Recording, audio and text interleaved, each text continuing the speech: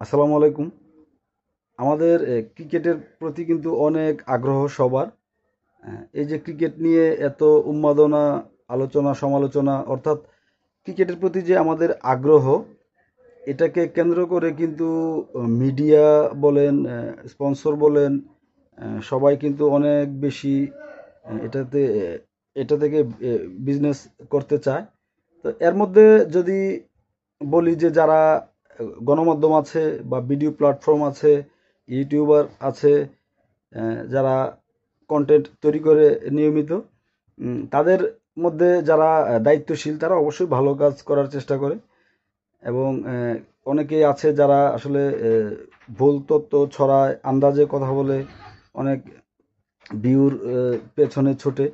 তো এসব কিছুর মাঝে আমি বিগত ২-৩ দিনে ২টা বিষয় খেয়াল করলাম।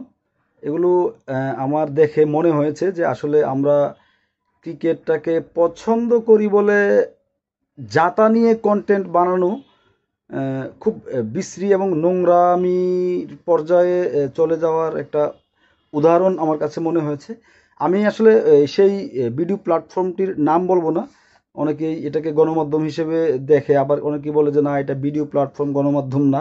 যাই হোক, আমি সেই দিকে না গিয়ে গত পরশুদিন একটা কন্টেন্ট দেখলাম, ছোট এটা রিলস একটা ভিডিও, যেখানে দেখা যাচ্ছে একজন প্লেয়ার বিসিবির একজন গার্ডকে, সিকিউরিটিকে কিছু টাকা দিচ্ছেন, তার পাশের জনের ব্যাগ থেকে বের করে প্লেয়ারের সাথে থাকা বন্ধু বা শুভাকাঙ্ক্ষী একজন ওনার মাধ্যমে গার্ডকে কিছু টাকা দিচ্ছেন। তো সেই ভিডিওটা দেখিয়ে একটা কন্টেন্ট তৈরি করা হয়েছে, ছোট রিলস ভিডিও একটা। এটা দেখে আমি আসলে হতভম্ব হয়ে গেছি, কারণ গার্ডকে টাকা দিবে প্লেয়াররা বা বকশিস দিবে, যেটাই হোক, এই ধরনের যে কাজগুলো, এটা অবশ্যই তাদের এপ্রিসিয়েট যোগ্য, প্লেয়াররা করেছে।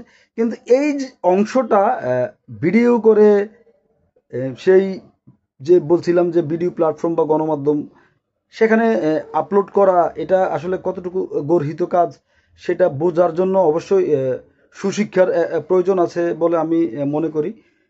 এছাড়া গতকাল আমি আরেকটা কন্টেন্ট দেখলাম, যেখানে তামিম ইকবাল তিনি সম্ভবত ডাকছিলেন অন্য একটা প্লেয়ারকে, কিন্তু জিসান আলম যে নতুন আমাদের সাবেক ক্রিকেটারের ছেলে, সে সম্ভবত মনে করছিল যে তামিম বুঝি তাকে ডাকছে। কিন্তু সে সামনে দিয়ে চলে যায়, দেখা গেল তামিম পেছনে থাকা একজন ক্রিকেটার, আমি নামটা মনে নেই, তাকে ডাকছে। তো এটাকে নিয়েও একটা ছোট করে একটা স্টোরি বানানো হয়েছে যে জিসান মনে করেছেন যে তামিম বুঝি তাকেই ডেকেছে, সে অনেক উচ্ছ্বসিত হয়ে গেছে তামিমের ডাক পেয়ে, কিন্তু না, তামিম তাকে ডাকেনি, পেছনের জনকে ডেকেছে। তো এই যে একটা বিষয়, এটা আসলে একটা কন্টেন্টের থিম হতে পারে, আমার কাছে আসলে জানা ছিল না। আমার এই ধরনের কন্টেন্ট যে হতে পারে এই বিষয়টা নিয়ে, এবং এটা আসলে কোন পর্যায়ের মানে মানসিকতা, এটা ভিউর জন্য, অবশ্যই অবশ্যই ভিউর জন্য বলবো।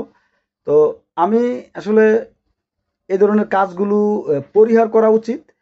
ক্রিকেট প্রেম আমাদের আছে, ক্রিকেট নিয়ে আমাদের আগ্রহ আছে, আমরা জানতে চাই, শুনতে চাই, দেখতে চাই। তার মানে এই না যে আসলে মিনিমাম নীতি নৈতিকতা কিংবা যে মান বলা হয় কন্টেন্টের, সেই মানহীন কাজ করে আমাদের যদি দেখানো হয় যে তোমরা দেখো, লুফে নাও, তাহলে আমার কাছে মনে হয় যে এই ভিডিও প্ল্যাটফর্ম বলে বা গণমাধ্যম, তারা সেটা ভুল করবে, কারণ মানুষ কিন্তু এখন সচেতন, মানুষ কোনটা ভালো কন্টেন্ট কোনটা খারাপ কন্টেন্ট সেটা বোঝে। নেতিবাচক কমেন্টও ভিউ চলে আসে, কারণ ভিউ ভিউ বিষয়টা এরকম যে আপনি সমালোচনা করেন, যাই করেন, এটা দেখলেই কিন্তু ভিউ চলে আসে। তবে এই ধরনের ভিউ দিয়ে কিন্তু টিকে থাকা, ভালো করা বা সম্মান কুড়ানো সম্ভব না।